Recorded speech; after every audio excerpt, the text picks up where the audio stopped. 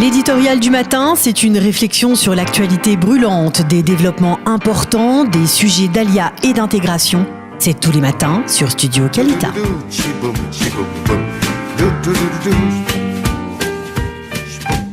On a quelques problèmes pour avoir Frédéric Ansel qui devait nous parler de choses très intéressantes, bien entendu. C'est un rapprochement de choses qui font boom. Voilà, et un rapprochement entre l'Arabie Saoudite et la France, et puis aussi ce qui se passe en Syrie. Mais bon, voilà, ce sont les inconvénients du direct. Et Frédéric Ansel, bon, on l'aura une autre fois. Et donc, on a pensé parler de quelque chose qui va se passer ce soir à Tel Aviv.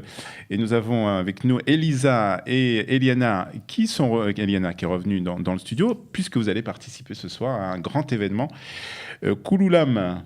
Exactement. Un Kouloulam à l'occasion du 70e anniversaire de l'État d'Israël. Déjà, Elisa, dites-nous en plus de ce que c'est que Kouloulam. Qu'est-ce que c'est Kouloulam ? Alors, on a déjà vu beaucoup de clips sur Internet et un peu partout. Ça a commencé il y a à peu près 1 an. Ils ont commencé, ils étaient 200.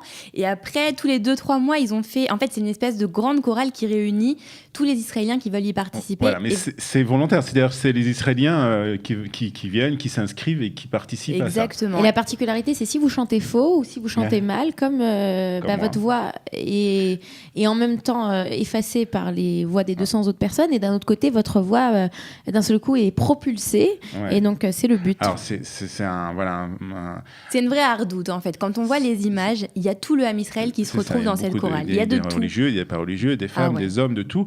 Et, des chiens, il y a vraiment de tout. Il y a des petits-enfants, il y a beaucoup d'enfants. Il y a eu déjà plusieurs chansons qui ont été interprétées, Elisa. Ça a commencé par Orgadol de Amir Dadoun. Je crois qu'avec 300 personnes, c'est déjà magnifique. Ouais. Après, pour Rosh Hashanah, ils ont fait La Chéritar de Boaz Sharabi. Celle qui a marché le plus, c'était Mirkou Zakim Laolam de Avraham Tal.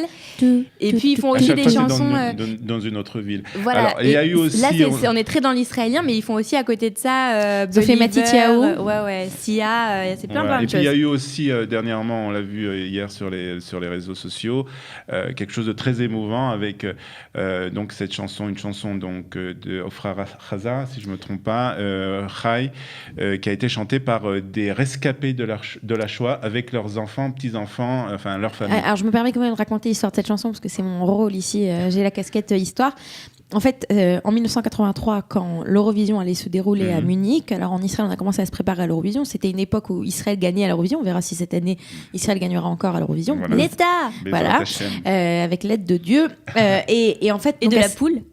Et de la poule, et à cette époque-là, donc, Ehud Manor, qui était un des plus grands compositeurs avec Naomi Shemer, je pense que ce sont les 2 plus grands compositeurs du folklore israélien, se met à préparer une chanson et il se dit, c'est pas possible, on va avoir une Eurovision à Munich. Donc en 1983, on est 40 ans, moins de 40 ans après la fin de la Shoah, et pas seulement ça, on est aussi quelques années seulement après l'assassinat aux Jeux Olympiques de Munich. Et donc il se dit, je suis obligé de faire quelque chose avec beaucoup de force. Il écrit cette chanson, Chai Chai Chai Am Israël Chai, donc le peuple juif est encore en vie, et oui, je suis en vie. C'est la chanson que mon grand-père chantait et c'est la chanson que je chante aujourd'hui. Il la propose à Yardena Arazi qui refuse, qui était à l'époque la grande star de l'époque, et il va se tourner vers Ofra Haza qui était un petit peu moins connue à l'époque. Et il faut voir les images. Ofra Haza est donc en train de chanter, elle est entourée de danseurs dans des tons jaunes, dans des tons orangés. Il y a une vie dans cette chanson, ça déborde de vie.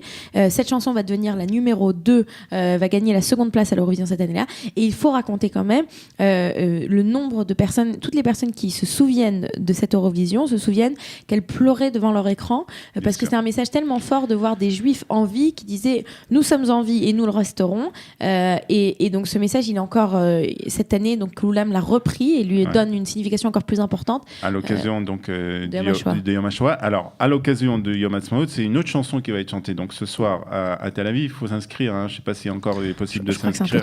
Il n'y a plus de place, donc il y a 12 000 personnes qui vont être présentes personnes ce soir. C'est Menorah, Ochel Menorah. Ouais, c'est ça. Ochel Menorah, je pense que c'est le seul endroit qui peut contenir autant de personnes. Et la chanson choisie, Alcool Elé. Alcool Elé, alors on va écouter, mais vous la connaissez tous, Alcool chanson Elé. Écrite par Naomi Shemer, je vous raconterai l'histoire juste après. Même après. Ariel, notre technicien, la connaissait. Alcolele, donc de... Marie, alors, vous connaissez La déjà les Candice, paroles Non, alors moi, Bien je sûr. galère. Je galère parce que c'est quand même de l'hébreu assez poussé. À la dvash, je vais à la hoquette. Non, Donc, le premier, je l'ai. sur le, pour le À la miel marve et et almatok. pour tout ce qui est donc mar, ce qui est amer et ce qui est doux, albitenu atinoket, à notre petite fille, notre bébé, Garde-nous, mon Dieu.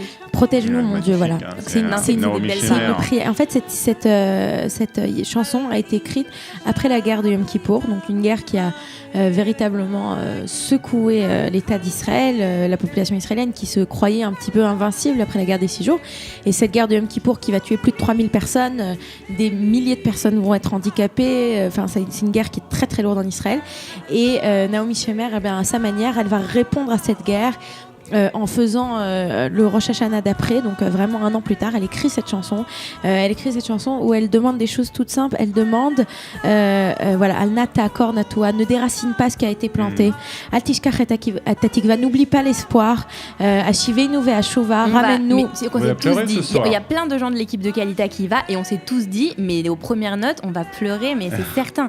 12 000 personnes comme 12 000 ça, juste personnes. avant les 70 Le ans président d'Israël. de l'État qui a fait aussi la Qui promotion chante un peu de faux. cette chanson. Et c'est bien qu'il y ait 12 000 personnes qui Et l'accompagnent. Shlomi Shabbat. Moi, je vois Shlomi, je pleure. De toute façon. Ouais, c'est, Shlomi Shabbat, qui est quand même une sommité israélienne qui est adorée, adulée. Et puis c'est aussi, il faut le dire, le projet Kouloulam, il a un aspect, alors qu'il y a beaucoup d'artistes qui se plaignent d'Israël en permanence et qui sont pas contents. On a ici un espèce de mouvement populaire, parce que c'est vraiment ce qu'ils ont réussi à créer, de gens qui aiment ce pays, qui aiment les chansons de ce pays, les chansons qu'on chante, Alcool, c'est une chanson qui, d'un côté, elle est religieuse, sans être religieuse, on parle à Dieu, est-ce que Dieu existe, on sait pas, mais on lui demande. Moi, de ce nous que je protéger. vois, surtout quand je regarde les vidéos, c'est que oui, il y a l'antagonisme. On voit des religieux, on voit des pas religieux, parce qu'on voit des piercings, des trucs. Ouais. On voit surtout, parce que c'est très facile à reconnaître, les extrême gauche et les extrême droite. Alors comment est-ce Et qu'on reconnaît des extrêmes gauche quand ils chantent une chanson, Elisa? Dites-moi, parce que ce soir, je serais intéressée Vous allez voir, mais de... je vous te les allez voir, vous montrerai allez ce soir. découvrir ce Non, soir. mais ça se voit, il n'y a rien à faire. Et c'est génial parce Ouais. que tu les vois se tenir. Je pense qu'il n'y a que dans un endroit comme ça que tu peux les voir chanter à l'unisson d'une même voix. Et quand le peuple d'Israël chante d'une même voix, ça donne forcément de très jolies choses. Et moi, ce que je pense Et qu'il ça va être rapproche la assez... Géoula. Ouais, ce que je J'allais pense te qu'il va dire. être assez intéressant. Moi, je pense que C'est Olivier, quand ce le serait... Mashiach va arriver ce soir. Ouais, d'accord. Alors, Elisa est messianique ce matin. Mais moi, je pense, Olivier, que ce serait Kouloulam. En fait, je suis persuadée que ça va être repris à l'étranger, que c'est qu'un début. Il y avait eu, en fait, il y a quelques années, ils avaient fait la chanson de Leonard Cohen, Alléluia, dans un hangar au Canada. Donc, ça avait fait, on en avait parlé, etc. Ça avait fait parler de toi. Mais je suis persuadée que c'est un concept, ce concept de prendre des personnes, de les faire chanter ensemble, qu'elles chantent juste ou faux, de créer ce mouvement. Ce qu'on appelle en hébreu un essek revrati, c'est un... Et quand on dit Revrati, je rajoute juste, ils ont été chantés dans un hôpital pour enfants malades. Ouais. Et il y a Schneider. aussi, Ah oui, c'est donc très c'est joli. pas que les Merci. juifs, C'est ils ont magnifique. aussi pris tout Ouais, le tsevet magnifique arabe aussi, cette de, chanson. Ouais. ils ont pris tout le tsevet arabe de l'hôpital et ils les ont fait chanter en arabe sur Ouais. Orgadol. Donc encore une fois, c'est pas que juifs extrêmes, c'est Bon. aussi les arabes, c'est tout le monde. Ben, on va bientôt organiser aussi pour les Olim de Hadashim de France. C'est le rêve d'Elisa. Ah, ça, c'est Si mon rêve Elisa, total. elle C'est pour ça avait que les j'ai fait. budgets... Pour la petite histoire, on en a parlé en réunion Kalita parce que pour moi, je trouve que c'est extraordinaire. Et 3-4 jours après, je me baladais dans Tel Aviv et je rencontre donc la personne qui organise ça, le Ah oui chanteur avec tout. Shai. Ben Yafet, il s'appelle. Ben- Shai, c'est son producteur. Ah, D'accord. bah, j'ai parlé Donc, avec Shai, alors- moi. alors, Oui, vas-y, mais non. Donc Ben, et donc je lui ai dit qu'il fallait absolument qu'on fasse ça et il est hyper chaud quoi. Il Ah bah alors, on va aller. Donc on va le faire, Bezrat. On va parler au président de Kalita. Et au on a directeur. demandé un solo pour Olivier Gradini. Voilà, tout à Ouais, fait. c'est ça. Surtout pour ça. Pour les jours de pluie. L'éditorial du matin, c'est une réflexion sur l'actualité brûlante, des développements importants, des sujets d'ALIA et d'intégration. C'est tous les matins sur Studio Kalita. Chiboum, chiboum, boum. Do, do, do, do, do.